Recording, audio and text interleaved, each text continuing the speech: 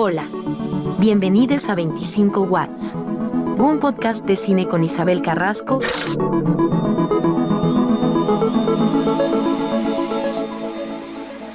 Lisandra Rivera es cineasta boricua ecuatoriana. Es codirectora del documental La muerte de Jaime Roldós, premiada película en varios festivales de cine y que además tuvo una importante acogida por parte del público nacional cuando se estrenó en el 2013. También fue parte del equipo de producción de 3 de las más destacadas películas del Sebastián Cordero, como Ratas, Ratones, Rateros, Crónicas y Pescador. Lisandra es miembro fundadora de Cine Memoria. Desde hace algunos años es la directora del Festival Internacional de Cine Documental Encuentros del Otro Cine, más conocido como los EDOC, que en septiembre celebrará su edición número 23. Con ella conversaremos sobre esta edición y también sobre los desafíos de mantener un festival tan querido como los EDOC. Muchas gracias por haber aceptado la invitación, Lisandra, porque además sé que estás mega ocupada organizando la nueva edición del Festival EDOC. Entonces, agradecerte por tu tiempo, bienvenida, nos encanta que estés por acá. Cuéntanos cómo va la organizada del festival, ¿en qué estás? Hola, ¿cómo estás, Isabel? Te llamo ahora por tu nombre formal porque todos te conocemos por Zucca. Sí, por favor.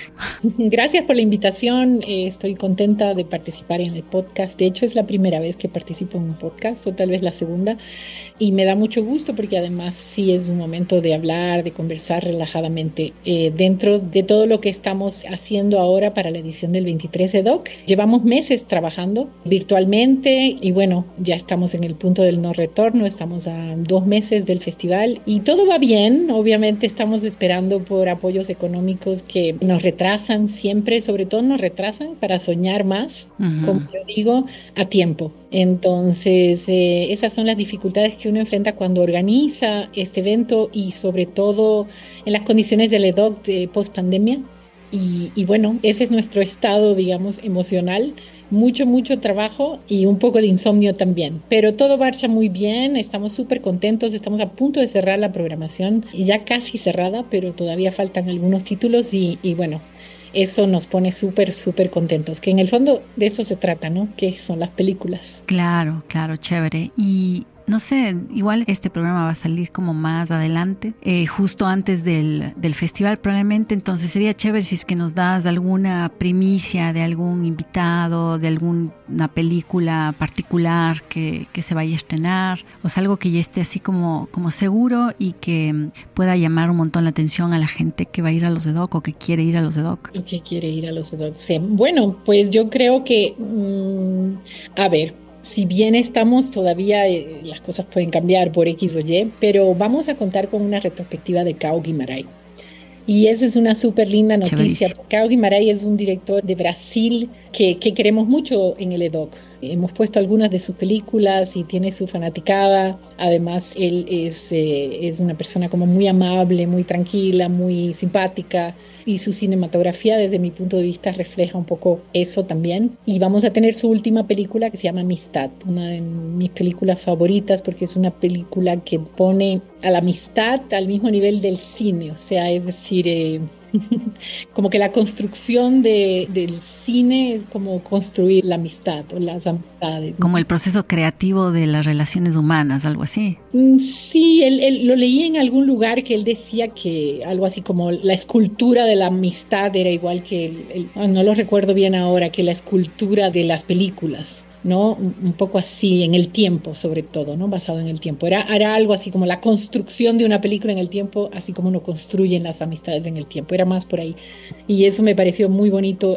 Lo leí antes de ver la película y tal vez por ello, cuando vi la película, me sentí que se reflejaba eso. Es una linda película, una película que es sencilla a la misma vez y eso me gusta mucho de él. Él tiene una sencillez, ¿no? Entonces, esa retrospectiva que vamos a tener en donde vamos a repetir algunas películas que han estado ya en el EDOC para los públicos más jóvenes, creo que va a ser muy emocionante, ¿no? Esa es como tal vez una novedad muy importante del EDOC.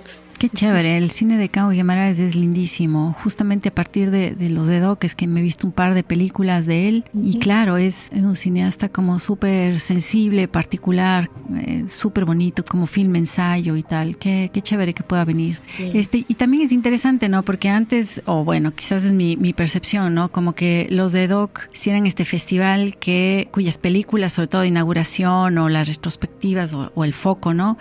Estaba más bien en películas como más políticas. Y ahorita Cao Guimarães no es que deje de ser político, pero es otro tipo de cine. También, ¿cómo ves vos la evolución o el cambio o el crecimiento que ha tenido los de Doc? O sea, lo puedes ver, has tenido como tiempo de tener como una distancia y de mirar estos 23 años. 23 años. Que es una locura. Bueno, hay momentos en donde yo no he estado en el EDOC, ¿no? Es decir, nosotros partimos en ese año 2002 con el primer festival, o fue el 2001. 2001 creo que fue, sí. Ya. Y a ver, ese es un ejercicio que no he hecho, digamos, frontalmente. Lo que sí ha cambiado es el cine documental, o sea, es decir, sí se ha transformado bastante, sobre todo si hablamos desde los comienzos, ¿no? Digamos, el cine de donde yo, por lo menos yo en lo personal me inspiré, que era esa posibilidad de transformar, digamos, ¿no? A través del cine, ¿no? De tener algo que decir muy importante a través del cine. Entonces, ahora podría, tal vez pienso que como el cine ha cambiado, tal vez el festival sí tiene ahora el EDOC que contiene unas propuestas más mixtas o más que se suman al cine contemporáneo y las movidas actuales que tienen que ver mucho con el cambio de la forma de filmar, digamos, los soportes para filmar, ¿no? Entonces las películas pueden ser muy, muy evocativas y muy de una construcción diferente. Quiero decir, puede ser muy privado, ¿no? Que tú puedes filmar muy solo y salen unos trabajos digamos, muy personales y artísticos a la misma vez porque tienes una posibilidad de jugar con la cámara, por decirlo de una manera más simple, ¿no? Eso yo creo que se siente y a su vez también la cámara se ha vuelto un instrumento más feroz porque también tienes la cercanía, la gente sabe que puedes filmar todo, claro. Y el autor también. Entonces, y sobresalen las películas que pueden manejar eso que aparentemente parece una cosa peligrosa, ¿no? De una manera, como yo siempre digo, como más auténtica, más también sincera y también ética, porque digamos, esas son características también fundamentales que tal vez no han cambiado del cine documental, ¿no? Pero sí es verdad que el EDOC va a tener ahora, que el año pasado pusimos como una sección en donde están estas películas más de autor, más creativas, un poco más contemporáneas y más experimental también, ¿no? En donde se mezclan muchas cosas, porque no es solo una manera de filmar, sino es una manera de ver. De acuerdo. Sí, puede ser. De todas maneras, el EDOC mantiene su programación y creo que siempre la ha tenido desde todos los años de películas con narrativas más tradicionales, más de peso. Lo que sí es que hay una gran cantidad de películas ahora. Eso tal vez ha cambiado. Antes eran un poco menos porque el cine documental, cuando nosotros empezamos el EDOC, se estaba poniendo de moda, ¿ya? Y ahora ya de moda por decir en que se estaban empezando a hacer muchos documentales porque era todo un poco más fácil. Ahora hay muchos festivales y muchas películas. Entonces tal vez eso ha cambiado, que las propuestas y las películas que circulan no están siempre en todos los festivales, como que hay más posibilidades de películas de acuerdo a lo que están programando, de acuerdo a las épocas. Es curioso que me digas eso también, Zuka, porque tenemos una gran cantidad de películas que tienen el tema de la guerra como tema principal también en el mismo festival que ofrece una retrospectiva de Cao y su lenguaje tan maravillosamente lúdico, ¿no? Claro, es interesante lo que dices porque también hacen un festival, o bueno, la gente que hemos crecido en los EDOC, básicamente, hemos descubierto un espacio de alguna manera de formación de cine, ¿no? A través de ver películas y tal.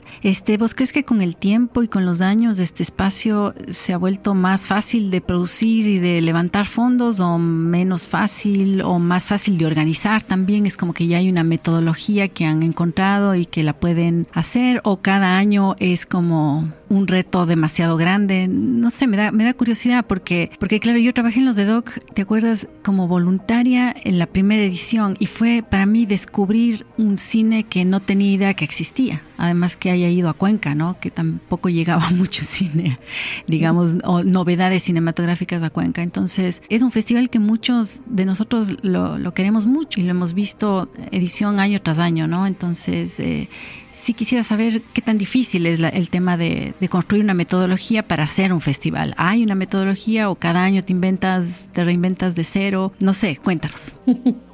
Qué difícil pregunta. Bueno, yo estuve ausente por un tiempo también, ¿no? Pero tal vez es más fácil porque tengo que decir con el tema de la pandemia virtual y todo el tema de las reuniones a través de los Zooms eternos y Meets eternos, ayuda mucho.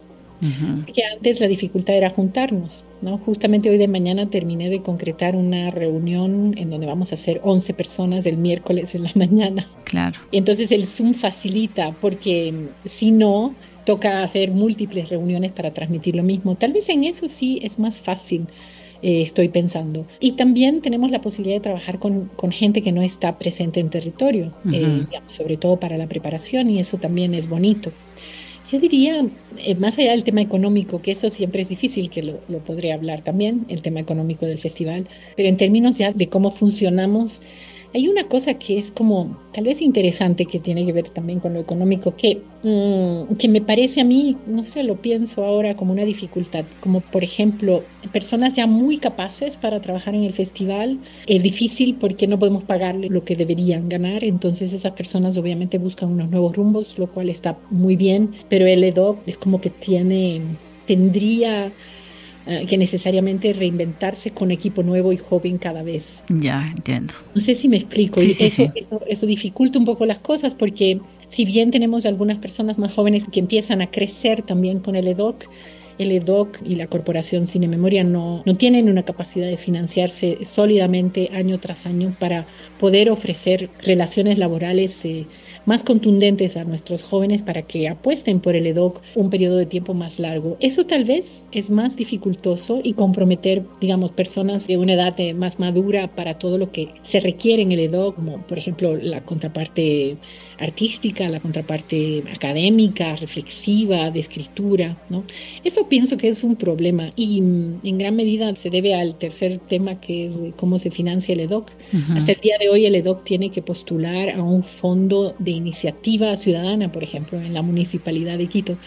Un proyecto que lleva 23 años se plantea como una iniciativa ciudadana. Qué locura. En el año, ¿no? Que tiene que ser aprobado como si es o no una buena iniciativa. Es tremendo porque si bien ahora el Ministerio de Cultura sí está abriéndose a conversar digamos, con las personas que hacemos estos eventos y estas actividades culturales, el municipio no ha llegado todavía a tener una clara posición respecto a la cultura, y el festival debería ser una actividad del municipio. De acuerdo. Yo pienso, más allá de que es un lindo festival y que hace unas propuestas increíbles e inéditas que solo se pueden ver durante el festival, y todo lo maravilloso que conocemos, digamos, del festival, que hemos construido muchas personas durante tantos años, más allá de eso, yo he pensado que, por ejemplo, el municipio no apuesta por una actividad que sí podría llamarse que es para algunos o de élite, porque claro, el cine documental no es un producto de consumo de super masas. No, de acuerdo, es más de nicho. Exacto, es más de nicho, pero yo creo que es en el interés de una ciudad capital mantener el nicho.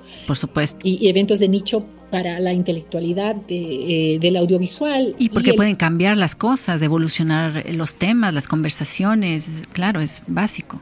Así es, y dar chance a que la juventud se integre en un evento, digamos, con una cierta intelectualidad, porque es ahí donde se forman las personas. No sé, a mí eso me pasó en la universidad, es decir, yo a partir de una clase de cine documental cambió mi vida completamente, donde yo estaba un poco viendo por dónde iba dentro del cine y dije, es aquí donde quiero estar, ¿no? Que solo se concretó unos años más tarde cuando estuve aquí en el Ecuador. Entonces eso es importante para una ciudad capital, y yo creo que eso es, por ejemplo, algo que el municipio de Quito, por ejemplo, no es una crítica, sino una idea. No, y una reflexión, claro. Y claro, que debe apostar también por esos nichos donde la gente se reconforma, ¿no? O se conforma. Yo me acuerdo que tuve una conversación con el Paul Narváez, que fue director de la Cinemateca por algunos años, haciendo una excelente labor, cuando me contó que él era un pelado que iba a ver los EDOCs, que se cruzaba de la Universidad Central corriendo para venir a ver los EDOCs cuando era pelado. Imagínate, yo no sabía eso, y o sea, eso es súper importante, ¿no? No por el EDOC solamente, sino por una serie de festivales que también van así de nicho, ¿no? No sé si contesté tu pregunta. No, pero sí. Lo que pasa es que sí, o sea, sí se necesita como una especie de actitud, de amor, de resistencia también como para mantenerse haciendo un festival que sí, que nos importa un montón de gente y que es súper importante, ¿no? Y que es admirable que 23 ediciones después no tengas como una seguridad de unos fondos o de un espacio importante dentro de la política pública, ¿no? Eso es como loco. Porque también vos eres productora y has hecho películas también, has dirigido películas también, y que también es un camino como bastante duro y que puede ser como bastante desgastante. Entonces, a veces uno se da una pausa de ese universo para hacer algo que sea más ligero, y vos de ese universo pasas a este universo que igual es como complejo, ¿no? ¿Cómo ves ese tránsito tuyo, digamos, de producir y dirigir películas a estar en el festival? ¿Cómo has combinado eso? Justo estaba reflexionando hace unos días sobre el tema de estar a la cabeza, ¿no? Es similar porque tal vez es diferente respecto a realizar una película, que es un proceso más creativo, de otro tipo de frustraciones, por decirlo de una manera. Yo digo frustraciones bonitas, porque de la frustración, digamos, cuando estás creando es que puedes desatar nudos, ¿no? Uh-huh. Y seguir adelante. El proceso de dirigir, sí, en efecto, tiene otra complejidad, tú también lo debes conocer, porque es más abstracto, ¿no? Uh-huh. Los logros son más abstractos, ¿no? Tú puedes editar una secuencia, un día estar bien por 2, 3 días y luego 4 días después no conversa con la otra secuencia, en fin, es como... en cambio, en la logística y liderando procesos como en la dirección de producción de las películas de ficción o Uh-huh. ya sea con otros proyectos que he emprendido, incluyendo el EDOC, porque en el EDOC estoy un poco como líder, digamos, como líder de todo el proceso, es más práctico, digamos, es más práctico en el sentido de que tienes que ejecutar sí o sí, tienes Uh-huh. una fecha, sí o sí, tienes que tomar decisiones. Es tal vez más duro porque cuando uno toma decisiones, uno se expone, ¿no? Y a veces tienes que prescindir de cosas o tienes que añadir cosas para seguir adelante. Y no todas son las decisiones en el momento más correctas, pero tienes que tomar decisiones. Es como un proceso completamente al inverso, ¿no? Es como aquí es hacer para llegar, además de tener las 20 variables para llegar al fin, que esa es la dirección de producción y la logística, estar a cargo de que las cosas salgan. Y en el proceso de creación es como más más para hacia adentro, Introspectivo. Uh-huh. introspectivo, es como que haces y luego durmiendo, por decirlo de una manera, es como que vas razonando y cambiando, ¿no? No sé, es curioso. De ley. Y cuando viniste al Ecuador, claro, estabas más ligada al tema de la producción de películas. ¿Cómo ves? ¿Qué crees que ha pasado en el cine ecuatoriano en estos años también del EDOC, ¿no? También han cambiado las películas. Obviamente hay más películas, eso es como básico. Pero ¿qué tipo de películas crees que hay? ¿Cómo las ves desde fuera? Uy, qué difícil. Yo creo que el EDOC ha inspirado. Yo creo que no hay duda al respecto. Nos ha inspirado a todos, pero yo digo ha inspirado porque, claro, como soy parte de la creación del EDOC, y eso ha sido súper positivo y sí ha cambiado la cinematografía porque como en el campo, por lo menos de las películas o la narrativa documental, se ha abierto tanto a tantas formas. Claro, se ha diversificado, es diverso. Entonces ha permitido que nuestro cine sea más complejo o más diverso, ¿no? Hay expresiones personales, la lucha, los derechos de la naturaleza, es decir, como que el cine ecuatoriano ha tomado todas estas líneas, ¿no? Uh-huh. Que es curioso porque en el cine de ficción está abierto a todas esas líneas, ¿no? O sea, de por sí, como, Uh-huh. ¿no? O sea, uno hace una película de ficción y hace lo que quiere, digamos, dentro de la película de ficción. Eso tal vez ha cambiado, ¿no? Digamos O sea, vos que sientes que el cine documental es mucho más diverso e interesante que el cine de ficción. uy, no me atrevería a decir eso, pero es que hay más Para que no te oportunidad. odien los amigos y las amigas. No, pero yo creo que sí, ¿no? Tal ¿Cómo vez. lo Es ves? que siento que en el género documental la gente ha podido expresarse Uh-huh. más claramente que en la ficción. Pero yo entiendo también que el esfuerzo de la ficción es también diferente, ¿ya? Y tiene otras complejidades. Y yo creo que es válido también.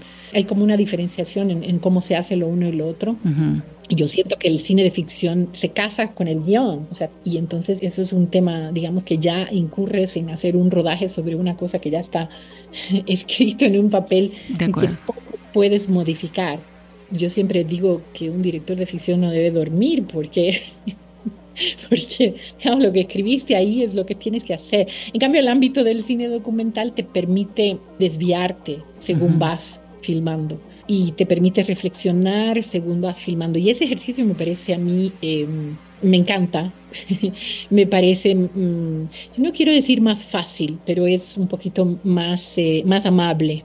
¿Ya? Es más amable porque tú tienes esa flexibilidad, ¿no? Entonces, tal vez por eso ha proliferado la producción de cine documental en Ecuador, creo que por inspiración del EDOC y creo que también por este asunto del rumbo, ¿no? Y sin duda las escuelas de cine que se están conformando, obviamente. Y el cine de ficción es complejo y duro, ¿ah? También merece sacarse el sombrero para hacer una película de ficción, porque es un trabajo duro, Mm. duro. Aún si las películas no son tan buenas, yo pienso que cada uno debe hacer lo que quiere hacer y eso también es respetable, ¿no? Sí, totalmente, de acuerdo. Y sobre el punto de las escuelas de cine, claro, vos fuiste la directora que fundó la Escuela de Cine de la Universidad de las Artes, ¿no? Cuéntanos cómo fue eso, porque yo a veces sí, ahora que soy profe, sí pienso que enseñar a hacer cine es un poco una locura. No sé cómo fueron esos inicios de la creación de la Escuela de Cine. Bueno, la escuela ya estaba creada, o sea, digamos, habían creado, digamos, por decreto la UARTES, ¿no? Lo que estaba era como con un funcionamiento no, en fin, algo extraño, hasta que vino esta comisión rectora, ¿no? Digamos, Ajá. a conformarla, ¿no? O sea, digamos, hacerla una universidad con la forma, digamos, de una universidad. Uh-huh. Y por ello, mi paso por ahí fue una locura, porque cuando yo llegué, claro, tan siquiera había 400 estudiantes digamos, En la Escuela de Cine. sí, ¡Qué locura! y creo que habían 11 en la escuela de literatura.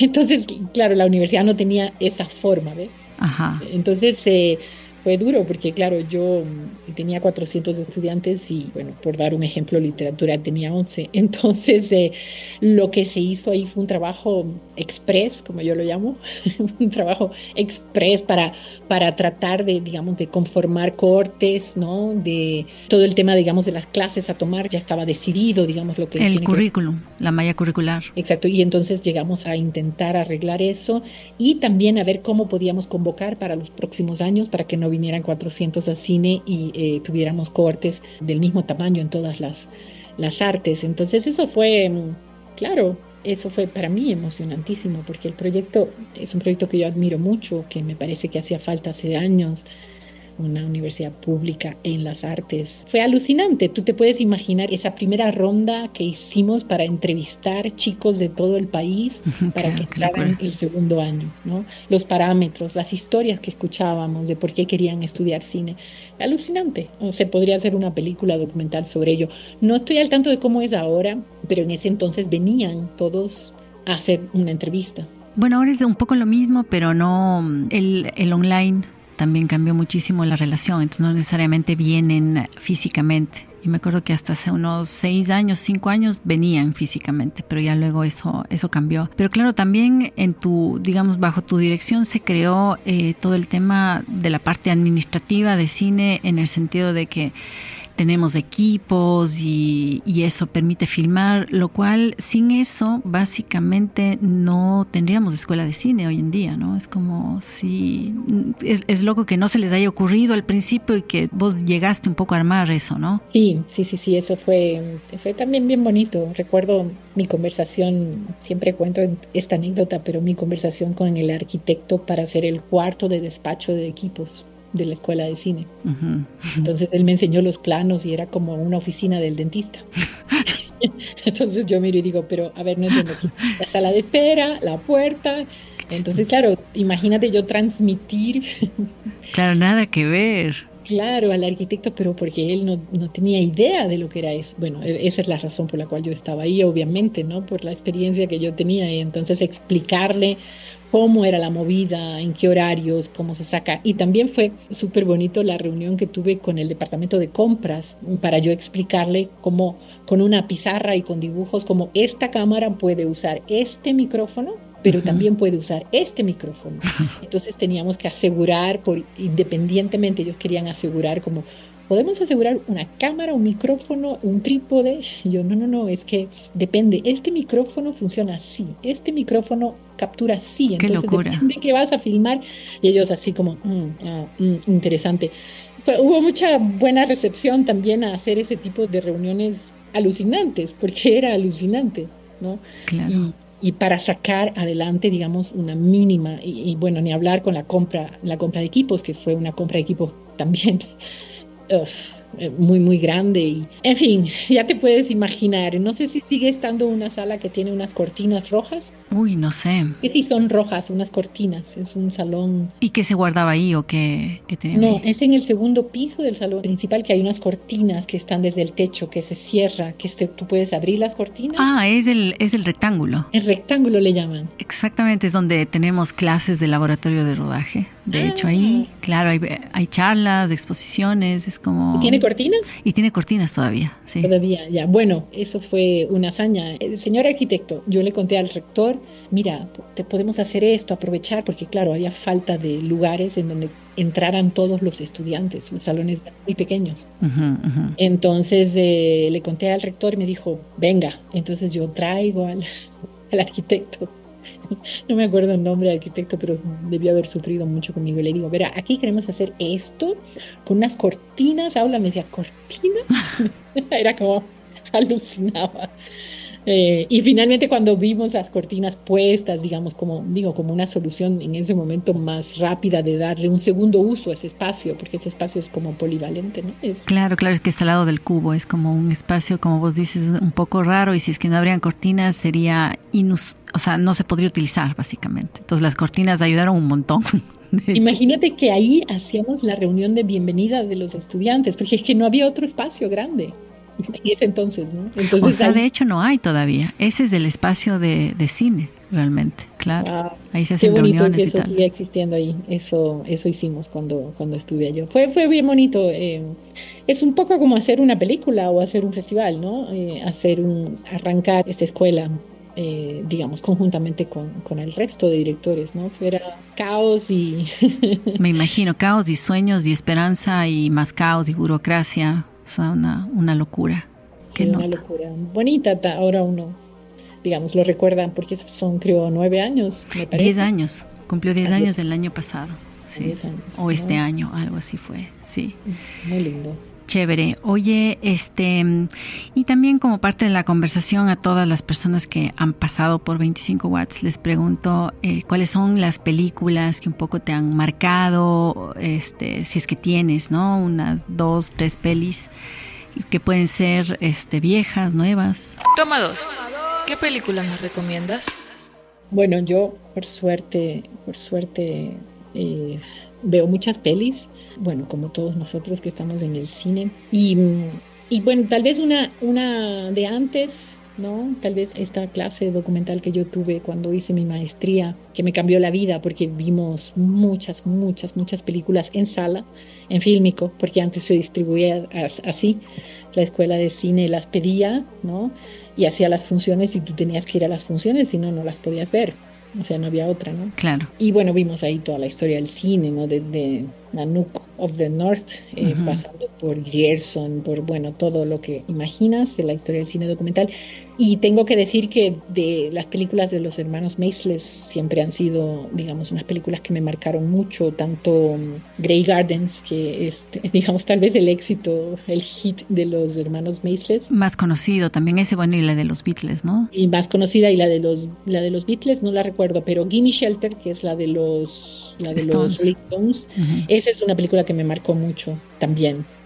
Tal vez podría mencionar esa que se llama Gimme Shelter, que es este documental hecho por los hermanos Maysles y también Charlotte Serwin, que no creo que ella no ha pasado la historia mucho, que es sobre este gran concierto de los Rolling Stones en un tour en una ciudad que empieza muy bien y que a mí me impresionó, ¿no? Cómo se filma este gran documental desde todos los ángulos, como un registro fundamental, y luego deviene en un caos, ¿no? Y en donde tú puedes sentir esa tensión porque hay un grupo de estos motociclistas, Los Hell Angels. Hell Angels, que creo que entre drogas y, y alcohol se ponen fuera de control y entonces se siente, digamos, a través de las cámaras como el grupo en escena ya está muy nervioso y y como está muy tenso, ¿no? Esa transición espectacular que se puede sentir mientras cantan y luego termina en una cosa terrible que es un chico joven, me parece, no sé si es chica, creo que es chico Sí. que muere, digamos, en el concierto. Es una película que me marcó mucho, mucho, mucho, así como Grey Gardens, que es el clásico, ¿no? De estas dos hermanas en esta casa un poco venida menos, como dicen en Ecuador. Eh, Me encanta a mí esa En decadencia. en decadencia, esa casa y esta relación de estas dos hermanas que se odian y se necesitan, que es mamá e hija, si mal no recuerdo. Sí. Entonces, la memoria ya no me da. Y luego, bueno, si hablamos de las películas más recientes, puedo decir que la película de Lotnitsa que se llama State Funeral, Funeral de Estado, La es vi. una película que también me ha impresionado mucho en los últimos años. El director ucraniano que recopila este material, digamos, de cuando murió Stalin y hace esta larga película en donde se ve que es repetitiva y contemplativa, inimaginable, tal vez extendida, pienso, por lo Nitsa de lo que realmente fue a manera de expresión artística. Eso no lo sé, porque no sé, sé que duraron mucho los funerales, pero hay una parte en donde se ve la gente mirando, ¿no es cierto?, el cadáver de Stalin y es un plano y tan largo de la gente mirando. Y ese momento en la historia, en cómo él puede traerlo de vuelta para nosotros ver una cosa que a lo largo de la historia sabemos que fue nefasta. Y bueno, lo dice al final del film. Y eso es, o sea, es una película que me impactó muchísimo. Yo la vi en mi computadora, Azúcar, y eso me impacta más que me haya impactado en la computadora porque la vi en época de pandemia. Esa es una película que me ha marcado mucho porque tú sabes que el festival y la Corporación Cine Memoria busca, o sea, su origen es el rescate de la memoria, ¿no? Y siempre pensamos que el festival era el brazo inspirador para que en el Ecuador se hable, digamos, de la memoria reciente, ¿no? Y esa película creo que es una clara muestra, ¿no? Digamos, de tomar un evento pasado, traerlo y ponerlo, yo digo poner en escena, pero sí, en este caso sería, digamos. Y reinterpretar el archivo también, porque es como colocarle en una estructura como distinta, como vos dices, de este plano en donde la gente del pueblo, por un lado, y también un montón de militares y me imagino burócratas y parte de gente del partido le va rindiendo homenaje o despidiéndose, digamos, del féretro. Y como vos dices, es eterna, es larguísima. Y también vos dices, qué locura, o sea, cómo habrá sido, ¿no? Es impactante. Claro, totalmente. Es una película verdaderamente impactante. Se me paran los pelos porque verdaderamente es una película fuerte, ¿no? Teniendo en cuenta, como tú dices, la historia. Yo imagino ahí un montón de gente, por ejemplo, del buró político. No sé, lo comparo con lo que podría ser Ecuador si de aquí a unos 50 años algún cineasta conforma una película sobre el Ecuador. ¿Y sobre qué época del Ecuador te parece que...? Porque autoritarios hay bastantes, digamos. Tal vez podría ser una recopilación de unos 20 años, ¿no? De unos tiempos, de unos personajes recurrentes, por ejemplo. No sé, habría tela que cortar, digamos, de aquí a unos 30 años, ¿no? Si es que el archivo se conserva, que eso es súper importante. Claro que ese es otro tema, ¿no? Sería como ver el discurso a la nación que dio hace poco el presidente actual y que vos sabes que el 80% son mentiras, ¿no? Son mentiras además comprobadas que son mentiras, que son falsas. Y claro, es como mantener eso como parte del registro de una narrativa en donde se cree que porque creas una narrativa ya eso se vuelve verdad, ¿no? Es como que una época bien rara también en donde el cine documental, claro, es más, o el cine en general, es más urgente porque cuenta, es loco porque hasta la ficción cuenta la verdad, se necesita para que cuente la verdad. Claro, y permite volar a la juventud, yo hablo de la juventud porque pienso en los futuros cineastas, pero pueden ser los de ahora en reinterpretar, como tú dijiste, ¿no? Reinterpretar. Yo creo que el cine no deja de ser poderoso y yo creo que el Estado ecuatoriano, y tengo que mencionar al municipio o los municipios, pierden eso de vista. A veces pienso que no les conviene, que no les conviene entender que, no sé, estoy elucubrando, pero que no les conviene entender que es un arma poderosa, que habría que promocionar, que haya más autores hablando sobre nosotros para lograr, digamos, que el público empiece a cuestionarse, ¿no? Eso es fundamental en una democracia. Y a veces, te juro, pienso que es a propósito, que piensan que no hay que fortalecer algo tan fundamental como la soberanía, digamos, audiovisual, ¿no? Es decir, nuestros artistas, nuestros autores. Nuestras miradas sobre la realidad, claro. Exactamente, nuestras miradas, nuestros puntos de vista. Esto lo digo ahora ya con los años, que pienso que es a propósito y es un guiño de ojo, pero es que ciertamente es casi inverosímil pensar que un Estado que nos apoya ahora, pero digamos de una manera muy pequeña, y el municipio o los municipios no puedan pensar que es importante el cine y que es importante un festival, sí. Claro, un festival que muestre, digamos, estas puntos de vista sobre el mundo y sobre nosotros. No es una queja. No, te entiendo. Pero es como una visión, es como que falta de visión, porque es como tú dices, es como pensando que, digamos, la gente fuera de cine no puede llegar, digamos, a tener unas reflexiones a ese nivel. Y yo sí creo que no hay que subestimar al público. Totalmente. No, y no como queja, sino como lo que vos dices, ¿no? O sea, es como tratar de entender y verbalizar qué es lo que pasa, o sea, porque sí es raro que no apoyen, es muy, muy extraño.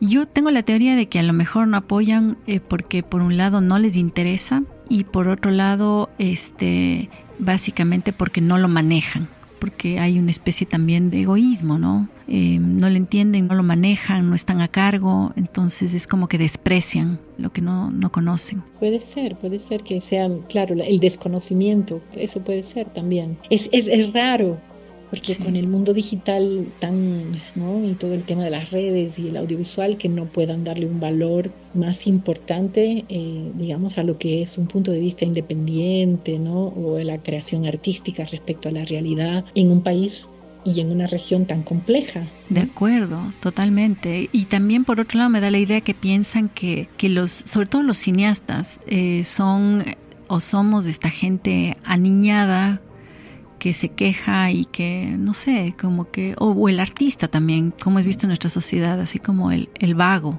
O sea, lamentablemente es visto así. Si le preguntas al tío abuelo en la Navidad, te dice, chuta, qué pena, mijita, qué vaga. Es como que no, sí, no sé qué sea, pero sí es rarísimo.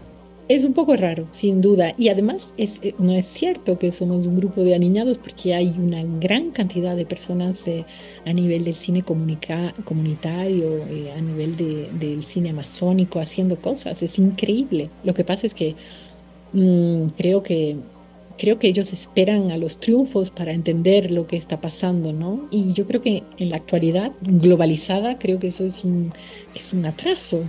O sea, es un atraso, es como que estuvieran esperando que venga otro Jorge Enrique Adum, o sea, wow, es brillante, ¿entiendes? De acuerdo.